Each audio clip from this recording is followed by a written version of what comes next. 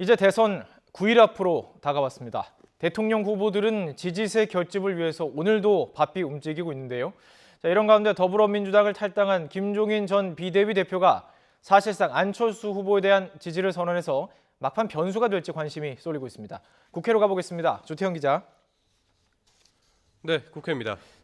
각 후보 오늘 어디를 찾는지 좀 살펴보죠. 문재인 후보 충청을 찾았고요. 안철수 후보 수도권에 집중 유세를 펼친다고요. 네, 그렇습니다. 문재인 후보 오늘 충남과 공주, 충남 공주와 대전을 찾습니다. 우선 충남 공주대 캠퍼스 인근에서 길거리 유세를 펼친 뒤 대전으로 이동할 예정인데요.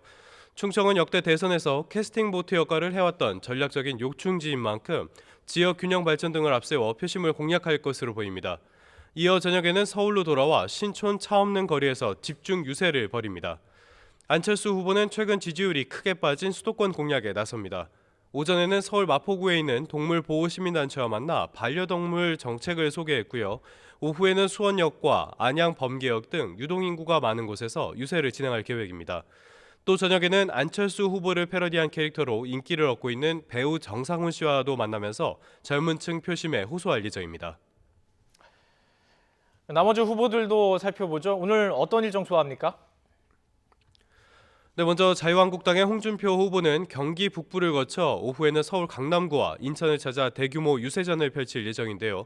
경기도 포천에서 진행한 유세에선 남쪽은 이미 거의 평정했고 이제 문재인 후보와의 양강 구도를 형성했다며 자신감 넘치는 모습을 보였습니다. 또 경기 북부는 안보 위기에 민감한 곳인 만큼 북한에 대한 강력한 대응 역시 강조하고 있습니다. 유승민 후보는 부산과 대구에서 영남권 집중 유세를 이어가는데요. 부산에서는 조금 전부터 영화와 문화정책 간담회를 진행하고 있습니다. 이 자리에서 유 후보는 문화를 권력의 도구로 사용하지 못하도록 철저히 감시하겠다며 재정을 지원하는 정부와 사업 시행기관 사이의 중립적인 관계를 강조했습니다. 이어 오후에는 대구로 이동해 나들이 객이 많은 곳에서 유권자와 만날 예정입니다. 심상정 후보는 경부 성주를 방문해 고고도 미사일 방어책에 사드 기습 배치에 항의하는 주민들과 만날 예정입니다. 이런 가운데 더불어민주당을 탈당한 김종인 전 비대위 대표 사실상 안철수 후보에 대한 지지를 선언했죠. 네, 그렇습니다. 안철수 후보 그제 개혁 공동정부를 구성하겠다면서 막판 승부수를 던졌습니다.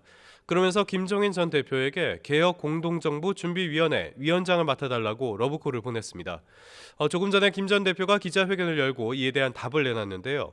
준비위원장을 수락한다면서 오늘부터 준비위원회를 가동하겠다고 답했습니다. 또 새 정부에 참여할 정파의 입장 조율과 인물 발탁을 위해 소임을 다하겠다고 강조했습니다. 이어 2018년 안에 헌법 개정을 마치고 2020년 제7공화국을 출범하겠다고 덧붙였는데요.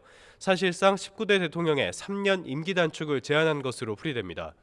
이 대선을 9일 앞두고 막판 변수가 생긴 셈인데요.